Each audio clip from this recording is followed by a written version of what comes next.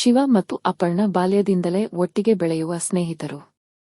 ಅವರ ಸ್ನೇಹ ವರ್ಷಗಳೊಂದಿಗೆ ಆಳವಾಗಿ ಪ್ರೀತಿಯ ರೂಪವನ್ನು ತಾಳಿತು. ಶಾಲಾ ದಿನಗಳ ಉಲ್ಲಾಸ, ಕಾಲೇಜಿನ ಕನಸುಗಳು, ಬಾಳಿನ ದೊಡ್ಡ ಆಸೆಗಳು ಎಲ್ಲವೂ ಇಬ್ಬರಿಗೂ ಒಂದೇ ಆಗಿತ್ತು. ಆದರೆ ಅಪರ್ಣಾ ಕುಟುಂಬದ ಕಟ್ಟುನಿಟ್ಟಾದ ಸಂಪ್ರದಾಯದ ನಡುವಿನ ಚಿಕ್ಕ ಬಾಳಿನಲ್ಲಿ ಈ ಪ್ರೀತಿಯನ್ನು ಒಪ್ಪಿಕೊಳ್ಳಲು ಹೆದರತೊಡಗಿದಳು. ಮನೆಯವರ ಇಚ್ಛೆ ಮತ್ತು ಸಮಾಜದ ಒತ್ತಡದಿಂದಾಗಿ ಅವಳಿಗೆ ಬೇರೆ ಮನೆಯವನನ್ನು ಮದುವೆಯಾಗಬೇಕಾಯಿತು. ಶಿವ ತನ್ನ ಪ್ರೀತಿಯನ್ನು ಕಳೆದುಕೊಳ್ಳುತ್ತಿರುವ ನೋವಿನಲ್ಲಿ ಮೌನವಾಗಿ ಮದುವೆ ದಿನವೂ ಸಹ ಹಾಜರಾಗದೆ ದೂರ ಉಳಿಯುತ್ತಾನೆ.